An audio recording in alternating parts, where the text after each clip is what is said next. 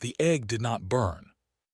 Every other egg in the nest had cracked open from the heat, their contents lost before they ever had a chance to breathe.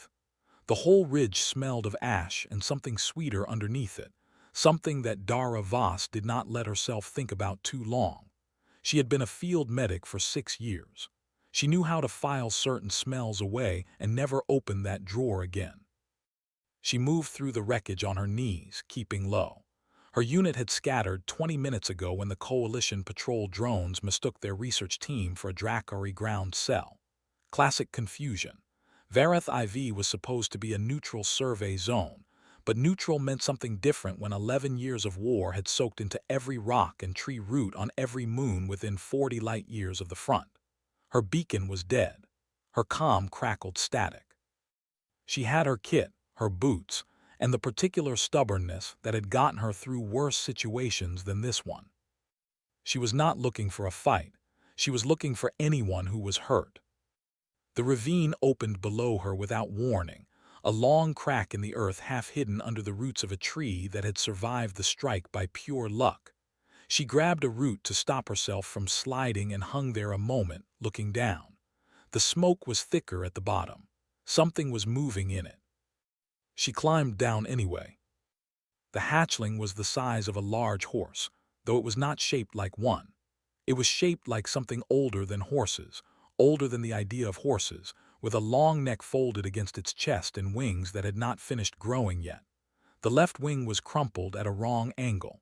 A piece of debris scorched metal, jagged at the edge, had gone into its left flank and stayed there. The creature was breathing in short, shallow pulls, each one costing it something it did not have much left to spend. Its scales were dark bronze, the color of old coins. They would have been beautiful if they were not streaked with blood. Dara did not think. That was the first thing they trained out of you in field medicine. Thinking came later, when the patient was stable and you had a moment to sit on the floor and feel your hands shake. Right now, she crossed the last few meters of ravine floor in a low run, dropped to her knees beside the hatchling, and opened her kit. The hatchling turned its head toward her. Its eyes were the deep amber of heated glass, and they were very aware, which was both a good sign and a bad one. It meant it was conscious enough to feel everything. "Hey," Dara said. She kept her voice low and level. "Hey, I see you. I am going to help you." The hatchling made a sound. It was not a roar. It was the sound a very young creature makes when it is frightened and in pain, and not yet sure whether the thing in front of it is safe. It was a sound that crossed every species line Dara had ever encountered in 6 years of working on the edge of explored space. She worked quickly, cleanly, and without apology. The debris fragment would have to come out. The wing she could stabilize but not fix out here. The flank wound was deep, but it had not hit anything she could not address with what she carried. She was talking the whole time, not because the hatchling could understand her, but because silence made her patients more afraid, and she had learned that was true whether the patient had 2 legs or 4 or, apparently, none, because the hatchling had no legs yet they were still folded in tight, the way young Drakari carried them in the nest for the first weeks. This one had never left the nest until the strike threw it into this ravine. She was pressing a coagulant pad against the flank wound when the ground shook. Not from any explosion, not from a patrol drone. The shaking was rhythmic, footsteps. Very large footsteps. Dara did not look up immediately. She finished pressing the pad into place and held it there, counting seconds in her head the way she always did with bleeds, and then she looked up. The thing that stood at the edge of the ravine was not shaped like anything that should be standing. It was shaped like something that the universe had built specifically to make everything else feel small. 15 meters of dark scale, each plate the size of Dara's torso, running from a head that could have swallowed a ground vehicle whole down to a tail that swept slowly back and forth through the burning undergrowth like the second hand of a clock that kept very patient time. The eyes found her immediately. They were the same amber as the hatchlings, older, deeper, carrying in them the kind of weight that only comes from watching too many things burn. This was the mother. Dara had read the reports on Drakari war matriarchs during her first deployment briefing, the same way she had read all the other reports thoroughly, because information kept you alive. She knew the wingspan. She knew the thermal capacity of the breath. She knew that a war matriarch who had lost a clutch of eggs to a coalition strike was considered the single most dangerous creature type in any active theater, not because of what it would do, but because of how little it would care about what happened to itself while it did it. She also knew, because she had made it her business to know things the briefing did not cover, that Drakari mothers used a low-frequency vocalization with their hatchlings that the species linguists called intent pulse. Simple signals, not language, older than language, the kind of communication that existed before words were needed. The mother was making that sound now. It vibrated in Dara's sternum even from 50 meters up. Dara did not run. Running would tell the creature in the clearest possible language that she was prey, and she knew it. She stayed where she was, on her knees in the mud, one hand holding the coagulant pad against the hatchling's flank, the other open at her side. She looked up at the war matriarch, and she did not look away. The Drakari female descended into the ravine in 3 movements that should not have been graceful for something that size but were. She crossed the ravine floor in the time it took Dara to draw 2 breaths.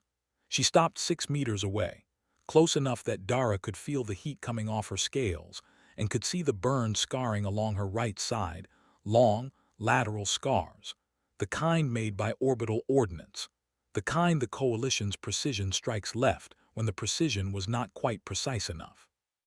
The head lowered. The amber eyes, each one larger than Dara's entire torso, looked at the small human kneeling over the small hatchling. Dara's hand was still on the coagulant pad. She did not move it. She said very quietly, "I am not done yet." The mother did not attack. She stayed where she was, 6 meters away, with 11 years of war behind her eyes and smoke rising around them both. She looked at her hatchling. She looked at the human. She looked at the human's hands, which were covered in her child's blood and which were, despite everything, still working. She did not understand what she was seeing. But she stayed. And in that staying, something shifted in the burning air of the ravine, something that had nothing to do with the war and everything to do with 2 mothers, one of whom had carried a child for 6 months and lost them at age 12, and one of whom had carried a clutch of eggs for a year and lost all of them today except the one that was still, against all probability, breathing. The hatchling made that small frightened sound again. Dara looked back down at her patient and kept working. Above them, the smoke rose in slow columns toward a sky that did not care about any of this. Below them, the hatchling's breathing was already becoming a fraction more even, a fraction more steady. Small victories. That was all field medicine ever was. The mother watched. She did not leave. 6 meters is not a safe distance from a Drakari war matriarch. Dara knew this. She had read the tactical assessments, the encounter reports, the post-incident analyses written by the handful of coalition personnel who had survived close contact with the species, and then spent considerable time afterward explaining what they had done wrong. 6 meters, according to every document she had ever read on the subject, was well inside the range at which a mature Drakari female could close the gap and end a situation before the other party had finished deciding how they felt about it. 6 meters was also the distance at which Dara could clearly see that the hatchling's breathing was still too shallow. She was not going anywhere. The debris fragment had gone in deep, not deep enough to reach anything vital, or the hatchling would already be gone, but deep enough that getting it out cleanly required her full attention and both hands and the kind of stubborn focus that Dara had developed over years of working in places where being distracted got people killed. She had already packed the wound site. She had already assessed the wing. The joint was dislocated, not broken, which was the kind of luck she did not trust but was willing to accept without argument. The fragment had to come out first. She had local nerve block in her kit. The formula was human spec, which meant she had no certainty it would work on Dracari biology. She used it anyway, because doing nothing was not a choice she knew how to make. She applied it around the wound site with the small injector tool, giving it 30 seconds to work while she organized what she needed on the flat top of her kit case. The mother had not moved. Dara could feel her the way you could feel a fire at your back, not touching, but constant, present, generating heat and attention in equal measure. Every few seconds she heard the low, intent pulse vibration, the frequency too deep for her ears to fully process, felt more in her chest than heard. The translator chip clipped to her collar had been cracked during the skirmish earlier. She could feel the loose housing where it had taken the impact. Whatever the mother was signaling to the hatchling, she was getting none of it. She talked instead. She always talked during procedures. Her first supervising medic, a broad-shouldered woman named Rhett who had run field medicine on 4 frontier postings, had told her that talking was 40% of field medicine. You were not talking to inform the patient. You were talking to be a sound in the room that was not pain, not silence, not the machinery of dying. "Okay," Dara said. "The block is in. I do not know if that helps you. I am going to assume it does because the alternative is worse to think about."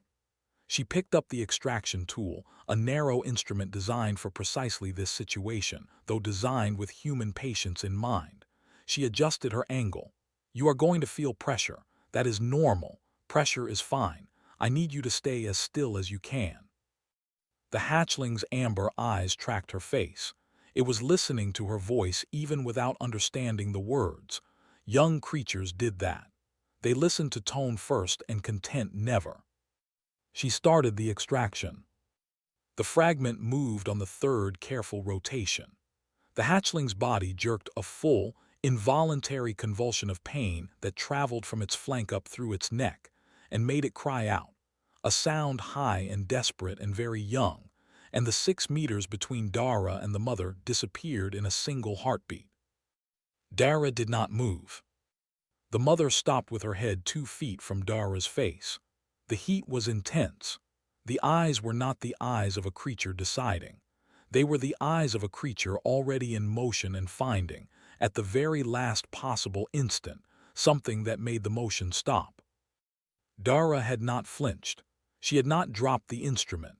Her hands were still in position, still on the extraction site, gauze already pressed in below the fragment to catch the bleed she had been expecting. Her face was turned toward the mother, but her hands had not stopped. She said, "I am not done yet." The same words as before. She did not plan them. They were simply the truest thing available. The mother's breath washed over her in a wave of heat. This close, Dara could see the individual scale plates along her jaw, each one engraved with what she would later learn were lineage marks, the names of broodlines going back 12 generations. She could see the scarring on the right side in terrible detail now. 3 long channels, melted rather than cut, running from shoulder to mid-flank. Whoever had ordered that strike had been aiming for the nest and had not missed. They had simply been 11 seconds too late to catch the mother at home. The hatchling cried again, shorter this time, and then went quiet. Dara had the fragment out. She dropped it to the side without looking at it and pressed the gauze in fully, counting the bleed, watching it slow. The block was working, or something like it was working. The hatchling's eyes were still open, but the frantic quality had left them. It was looking at its mother. The mother was still 2 feet from Dara's face. Slowly, with the care of something very large that has just remembered that it is very large, she pulled back. Not to 6 meters, to 4. She lowered her head until it was level with the hatchlings, close enough to touch, and she made the intent pulse sound again, very quiet, a frequency Dara felt in her back teeth. The hatchling made a small sound back. Dara secured the wound packing and began on the wing. The joint would need to go back in. That part was going to be unpleasant for everyone involved. She took a slow breath and started talking again, her hands already finding the joint angle. "I know," she said to no one and everyone in the ravine. "I know this is a lot. I know none of this is what any of us planned for today. She found the joint. She braced. I had a brother, she said conversationally, because the thing about talking during procedures was that you had to say something, and you might as well say something real. Younger. He was 8 when I lost him. Different kind of fire than yours. Same result. She steadied her grip. I spent a long time being angry about that. I am probably still angry about it somewhere, that I do not look very often. She reset the joint in one firm, controlled movement. The hatchling yelped. The mother's head swung toward Dara with a speed that made the air move. Dara held up one hand, palm flat toward the mother, the other already moving to stabilize the joint she had just set. Done, she said firmly. That part is done. It is better now. Look at her breathing. The mother looked at her hatchling. The hatchling was breathing better. The shallow, costing pulls had evened out. The wing was still crumpled, but it was resting at a natural angle now instead of a broken one. The amber eyes were losing the panicked edge and moving toward something that was simply tired. The mother looked at Dara. Dara looked back at her and did not look away, because she had learned, years ago on a different frontier on the edge of a different conflict, that looking away from something large and frightened was the fastest way to tell it that you were afraid of it, and she was not going to let that be the message. She was afraid. That was true. She was also a medic, and the patient in front of her was improving, and those two things together were enough to keep her hand steady. She reached into her kit and pulled out a thermal blanket, the thin silver kind that folded down to the size of a playing card. Useless for a creature this size. She spread it over the hatchling's flank anyway, over the wound site, because it was the only warm thing she had left to give. The hatchling looked at it, then it put its head down, its eyes closed. The ravine went very quiet. Dara sat back on her heels and let out a breath she had been holding for a long time. The mother made a sound, not the intent pulse, something older than that, lower, something that did not need a translator at all because grief and relief do not require translation. They are the same weight in every species that has ever carried them. Dara recognized it the way she recognized her own name. She had felt that sound herself, once, standing in a corridor outside a ward on a station 3 postings ago. After a patient she had carried for 6 hours through bad terrain had made it to the surgical bay, and the doors had closed, and she had finally been alone for 30 seconds. She had made that sound then, not in words, just in breath. The mother curled slowly around her hatchling, a motion so careful it seemed impossible for something so large. She did not touch Dara. She did not move Dara away. She simply curled, and the hatchling was inside the curve of her body, and Dara was inside it too, which was either the safest or the most dangerous place on Vareth IV, and possibly both at once. The hatchling slept. Dara sat in the dark and the warmth and the smell of ash and listened to the large slow breathing around her and thought, well, this is where we are then. She started restocking her kit. There was always something to do. Night on Vareth IV did not arrive gently. It came in fast, the way it does on moons with short rotation cycles, dropping the temperature sharply and turning the smoke haze above the ravine into something dense and low and gray. The fires on the ridge had burned down to embers. The Coalition patrol drones had swept north an hour ago and not returned, which either meant the grid search had moved on or they had found something more interesting elsewhere. Either way, the ravine was quiet. Dara had wedged herself between 2 large roots near the ravine wall, close enough to the hatchling to monitor her breathing without being underfoot when the mother shifted. She had eaten half a ration bar and drunk most of her water and done a quiet inventory of what she had left in the kit, which was the field medic equivalent of counting to 10. You knew what you had. You worked with what you had. The rest was noise. The mother had not slept. Dara was fairly certain Dracari war matriarchs did not sleep in the way humans understood the word. They rested in sections, one awareness at a time, going quiet while the others stayed running. The amber eyes across the ravine were half-lidded, but they had not closed fully in the hours since dark fell, and every time the hatchling shifted in her sleep, the mother's head moved by exactly the amount needed to track her. The broken translator chip on Dara's collar had been bothering her since the skirmish, more out of professional habit than any immediate need. She had been turning it over in her hands for the past 20 minutes, running her thumb along the crack in the housing, the way she sometimes fiddled with instruments while she thought. The core module was intact. The damage was in the receive antenna, bent badly enough to kill most of the signal range. On the lowest setting, the one designed for close-range emotional register, what the linguist teams called intent pulse reading, there was a chance. She tapped it twice, the reset sequence, and held it near her collar. A faint vibration came through, not words. The intent pulse channel was not words.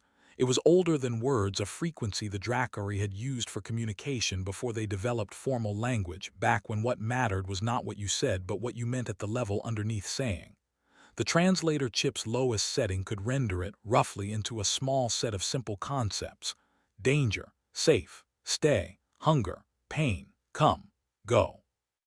The chip flickered. One amber eye on the other side of the ravine sharpened.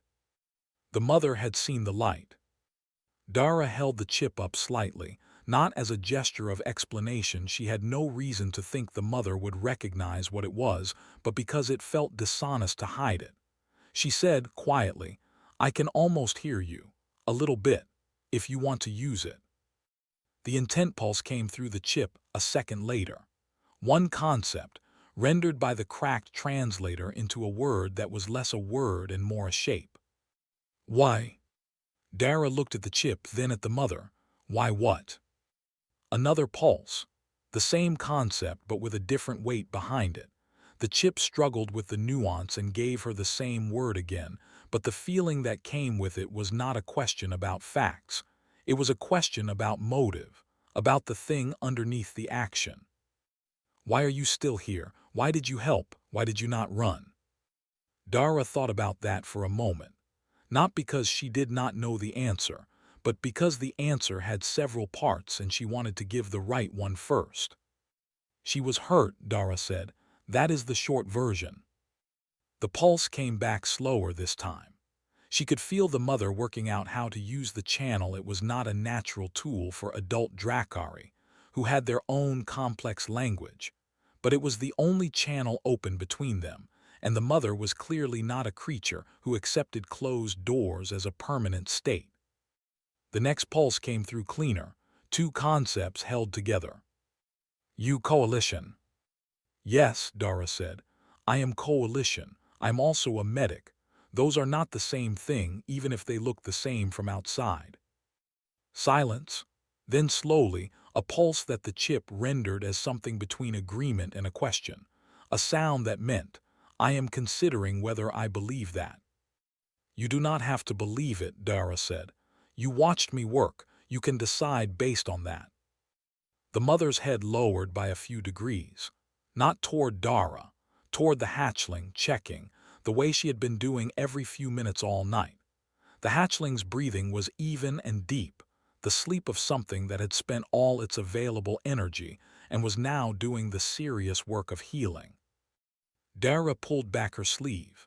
The scar on her forearm was old, paler than the surrounding skin, a long diagonal line from the inside of her elbow down toward her wrist, not from a weapon.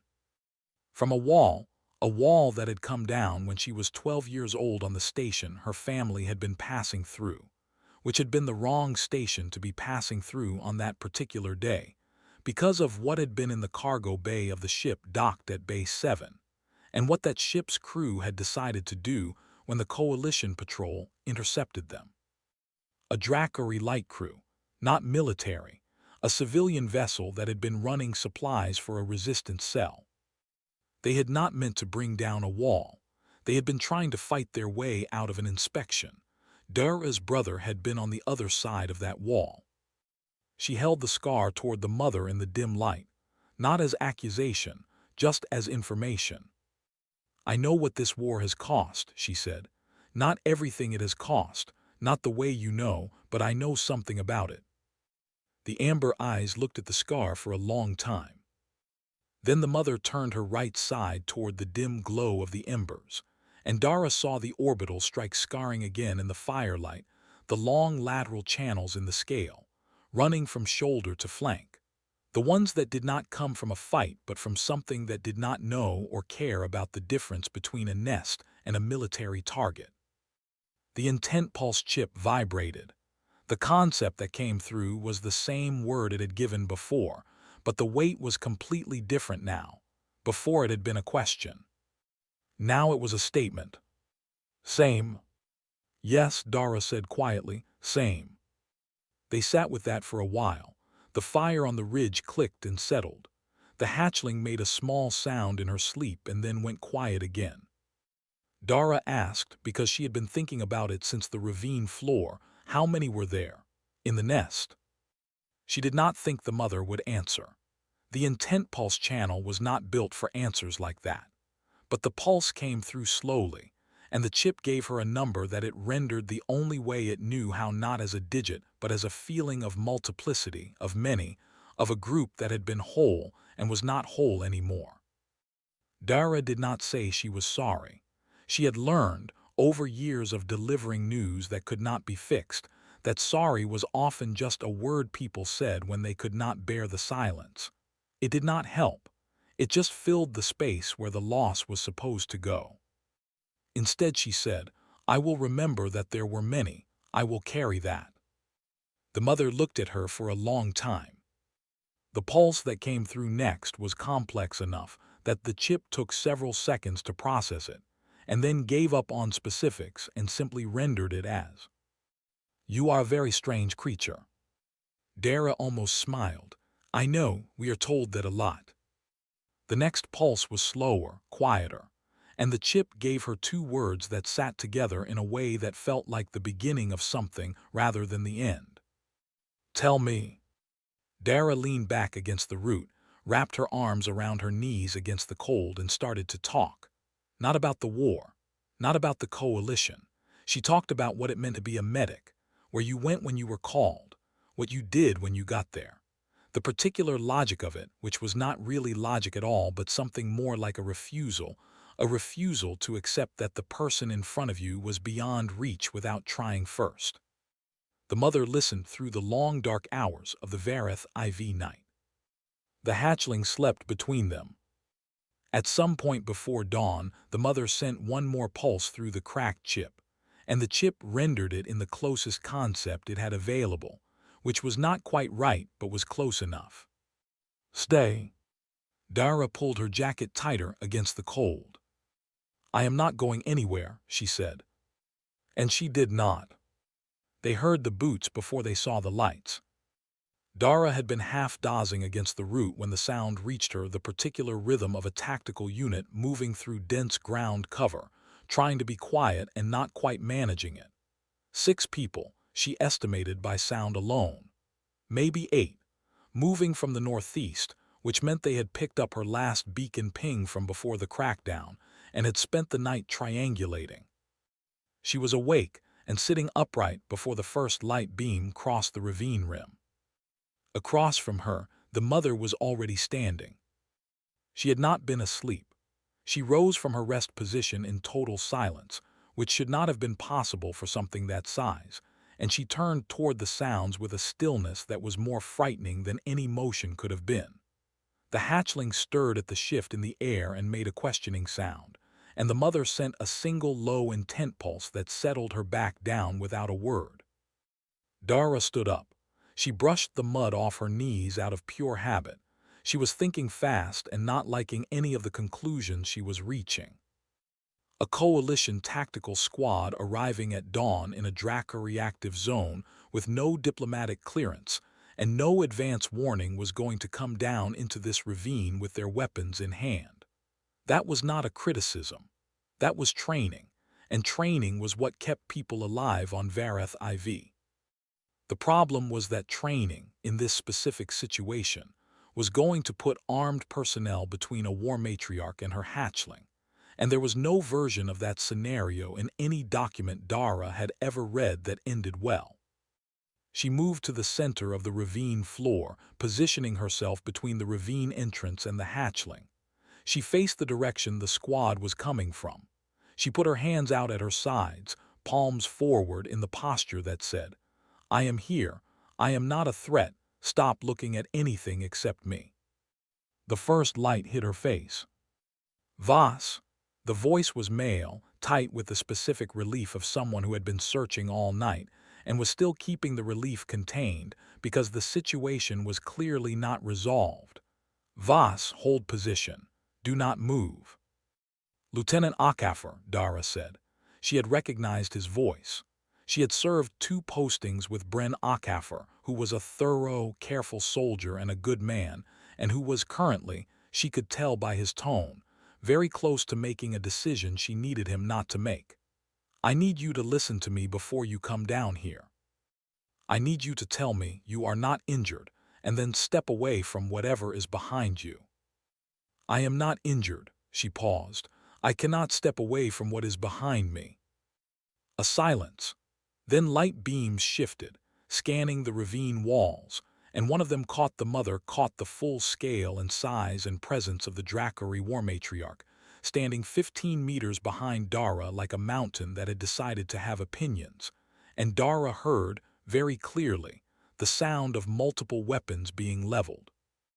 "Vas," Akafor said, and his voice had a different quality now, flatter, the quality of a man running calculations very quickly. "Step to the left, now." "No," Dara said. "A beat, 2 beats." "What?" "I said no, Lieutenant. Lower your weapons." "That is a Dracari War Matriarch. I am aware of what she is. I have been sitting 4 meters from her for approximately 8 hours. Lower your weapons." The silence that followed had a texture to it. She could hear the squad trying to process the information gap between what they had trained for and what was in front of them. She could hear Akafor breathing. She did not look back at the mother. She kept her eyes on the ravine rim and her hands out and her feet where they were. Behind her, the mother had not moved. Dara could feel the heat of her, the slow, controlled breathing, the absolute stillness of something that was holding itself in place through an act of will. The hatchling had woken fully now and was pressed against the mother's foreleg, looking at the lights with wide amber eyes. Corporal Nadia Russ came down the ravine wall first, because Akafor always sent his fastest mover ahead when the situation required eyes before decisions. She was 23 short, and had a face that gave away everything she thought, which was a liability in cards and an asset in the field because you always knew exactly how bad she thought the situation was. Right now her face said, "Very bad." She landed at the bottom of the ravine and her weapon came up automatically, targeting the mother, and then Dara said quietly and precisely, "Corporal, look at the hatchling." Russ looked. The hatchling was the size of a large horse, bronze-scaled, one wing bound with Dara's field wrapping, leaning against its mother's leg with the uncertainty of something very young in a confusing situation. It was looking at Russ with the same amber eyes the mother had, but without the age behind them, without the 11 years. Just a young creature looking at her. Russ's weapon did not lower, but her finger moved off the trigger. Akafor came down with the rest of the squad a moment later. He was a broad man, not tall, with a face that had been weathered into something that did not show much.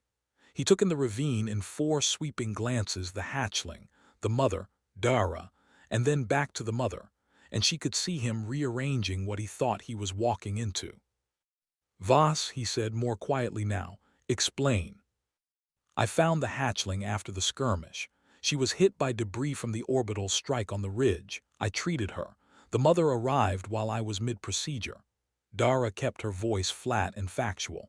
Facts were easier to hear than feelings in her experience when someone was holding a weapon. "They have been in this ravine with me since then. No hostile action." "You have been sitting in a ravine with a Dracari War Matriarch for 8 hours. "Yes."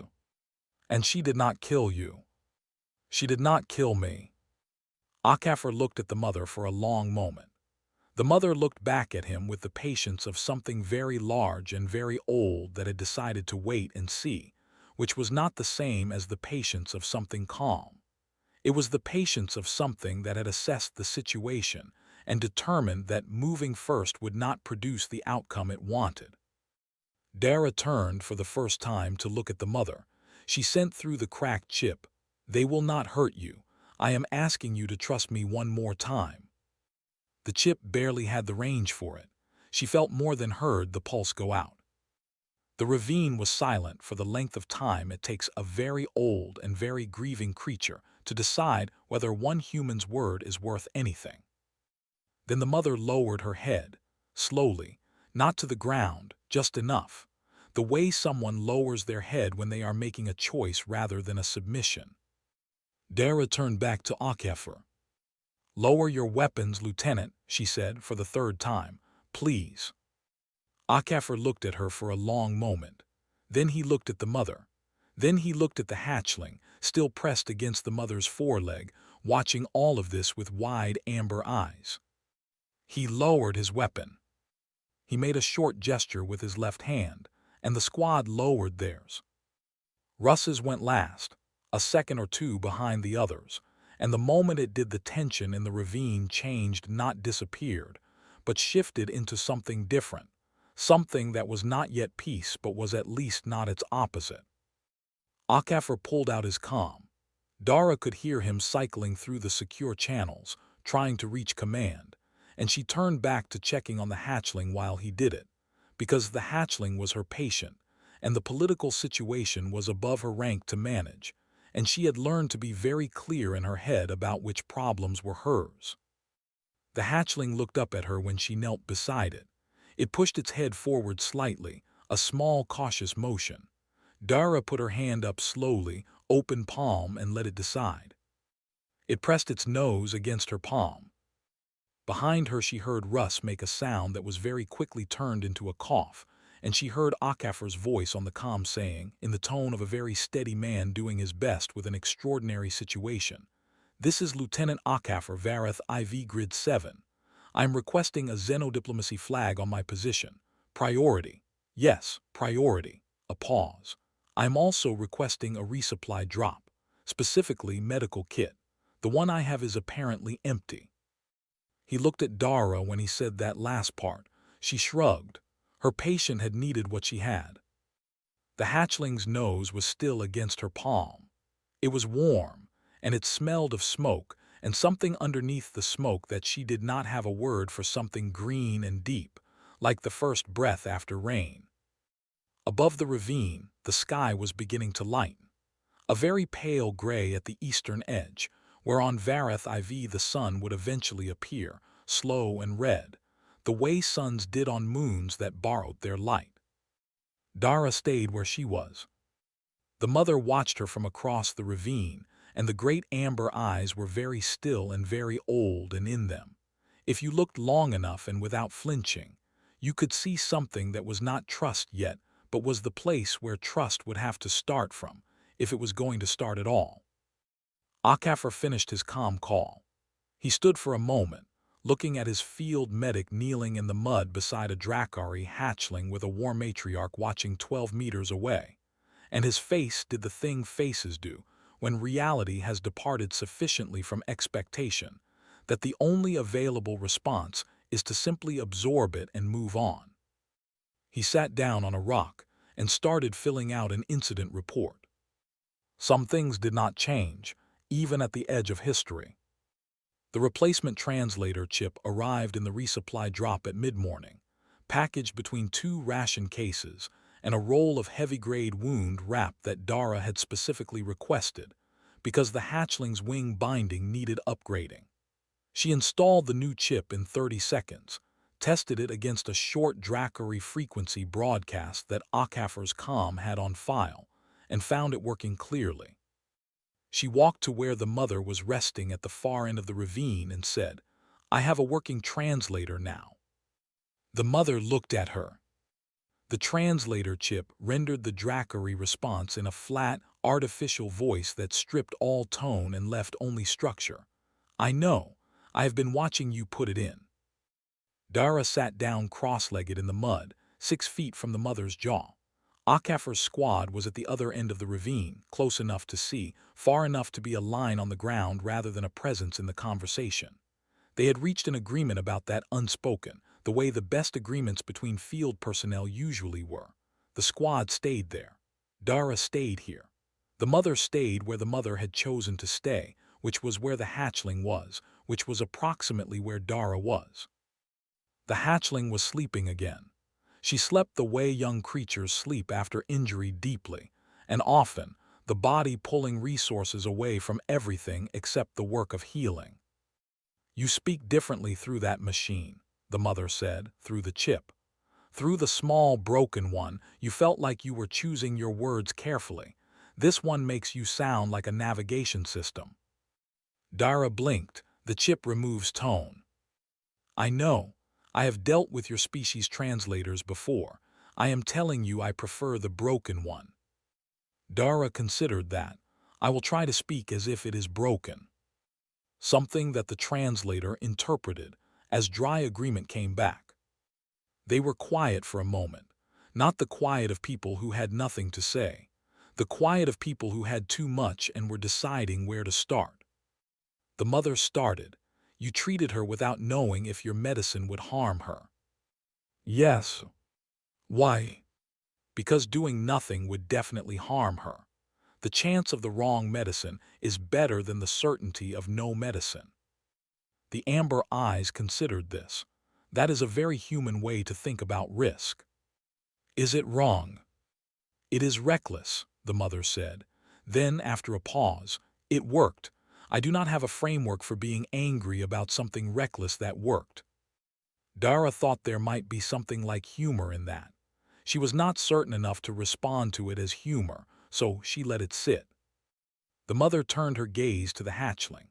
She watched the slow rise and fall of the bronze scales for a while. When she spoke again, her voice came through the translator at the same flat pitch as before, but the pauses between phrases were different, longer, chosen, the pauses of someone building a structure out of words that they have not assembled before. "I had 9 eggs, the mother said. Dara said nothing. She had learned in the long night of the broken chip and the slow, intent pulses that the right response to this was silence, space, the willingness to receive rather than deflect. 7 clutches over 40 years. 9 eggs in this brood. I was late to the season. Dracari females do not often lay after their 4th decade, and I had not planned to. But my mate had died in the 3rd year of the war, and I had 1 season of eggs left, and I thought, let them exist. Let something of us exist." The translator kept its flat voice throughout. Dara watched the mother's face instead and found what the chip could not carry. "The strike hit the ridge at the 3rd hour of morning," the mother continued. "I was hunting." She paused, a look at the hatchling she had hatched 4 days prior. "I had not left the nest in those 4 days. I left for 3 hours. Another pause, longer. 3 hours. Dara said, "The ones who ordered that strike did not know there was a nest on that ridge." "No," the mother said. "They did not look. Not accusation. Not anymore. Just the flatness of something that had already moved through accusation and out the other side into something harder and more permanent. They looked for military coordinates. There was a supply relay beacon on that ridge, 300 meters from my nest. They looked for that. And found it. And found it." The hatchling shifted in her sleep, tucking her undamaged wing closer to her body. The mother's eyes tracked the motion and then returned to Dara. "Tell me the names," Dara said.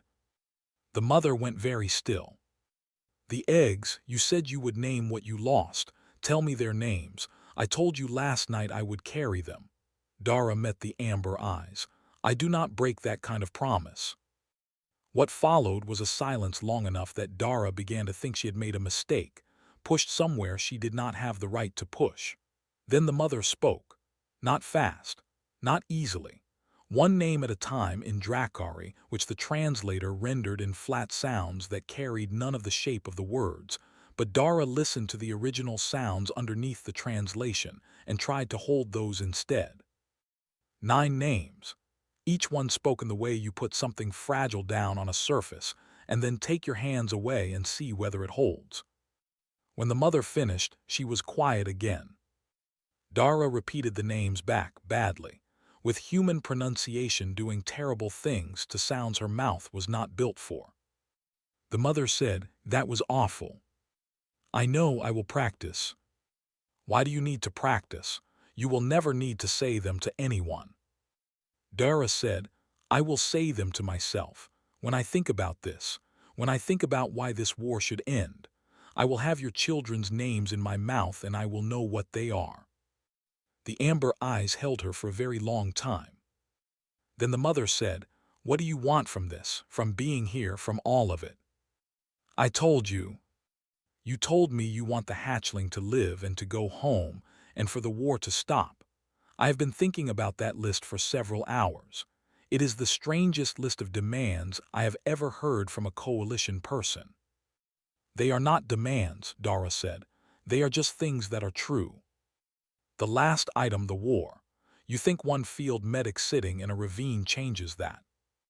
"No," Dara said. "I think it does not change anything by itself. I think it might be the kind of thing that makes something else possible, or not. I do not know." She looked at the hatchling. "I just know that I was here and she was hurt and now she is a little less hurt. The rest of it is above my rank." The mother made a sound. The translator took 4 full seconds and then said, disbelieving amusement, which was more of a description than a translation, but it was the best the chip could do with something that complex. "You are a very poor negotiator," the mother said. "I am a medic. We are bad at negotiating. We just keep showing up." "Yes," the mother said, and there was something in her tone that the translator did not even attempt to decode. "That is exactly it. You keep showing up." They were quiet for a while. Akafer had finished his incident report and was now doing the second thing field commanders did when they were in an impossible situation, which was to review all their equipment and make sure it was functional, because at least that was something you could control. The mother said, eventually, "In our tradition, when a life debt is incurred, the debtor has 2 choices. They may offer their own life in service to the one they owe, or they may offer the death of that person's enemy." Dara looked at her. "I do not want either of those things." "I know, you said there was a third option." "I said maybe there was a third option.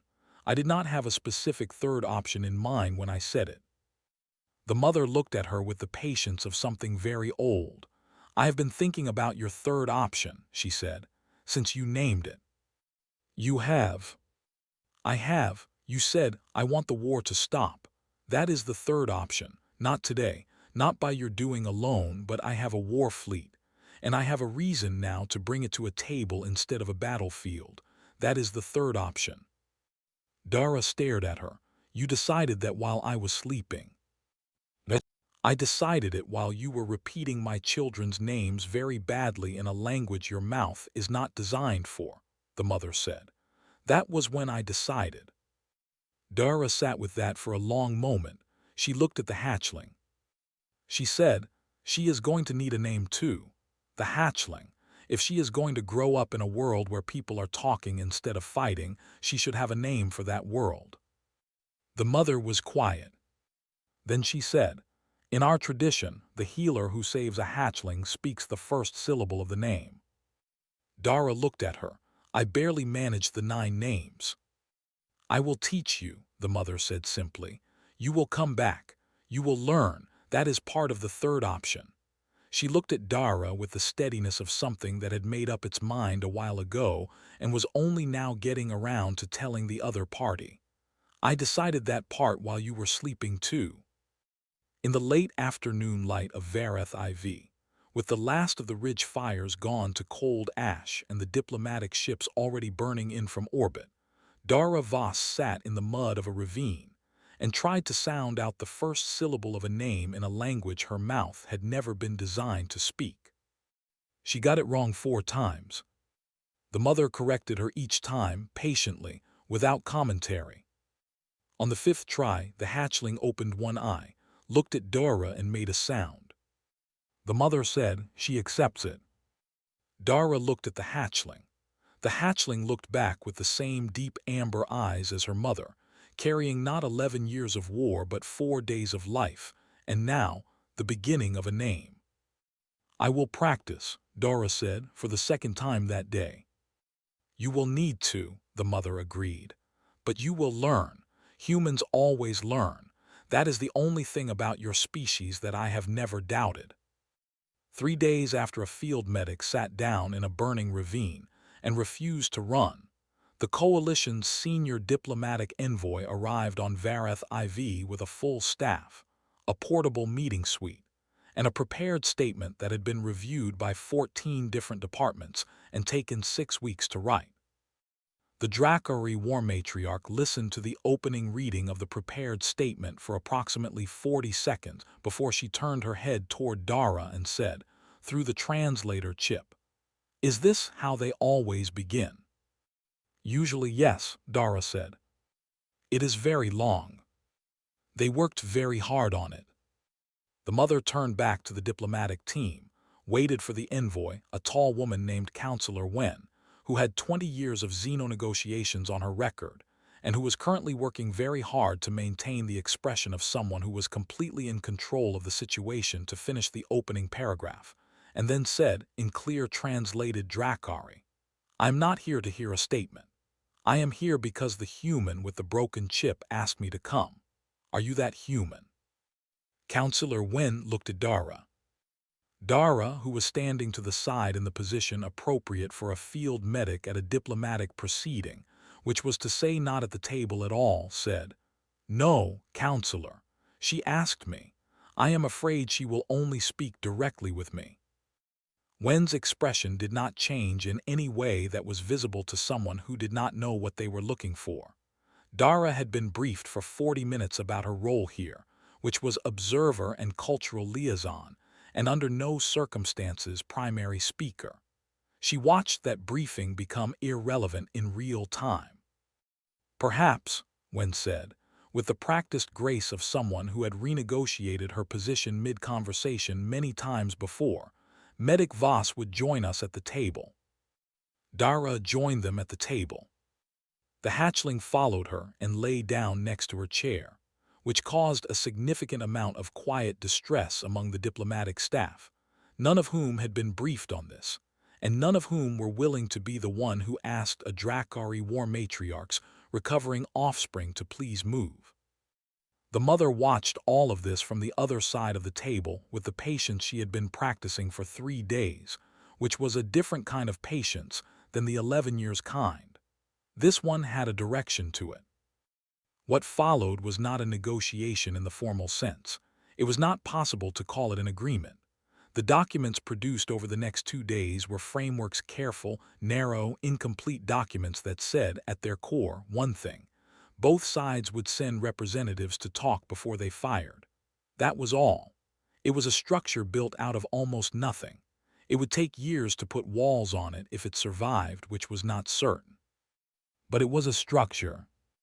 The HFY delegation, 3 senior fleet commanders who had arrived in a warship, and spent the first day looking at everything with the wariness of people who expected to be ambushed, had their own relationship with the mother that Dara could not fully read but could see in the way they deferred to her, the way they watched her face during each session for signals she did not visibly send.